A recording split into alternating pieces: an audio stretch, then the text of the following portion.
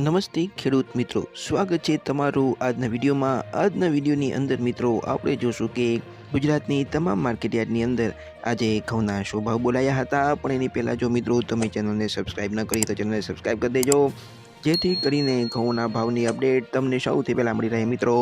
તો ચાલો જોઈએ કે ગુજરાતની તમામ માર્કેટયાર્ડની અંદર આજે ઘઉંના શું ભાવ બોલાયા હતા.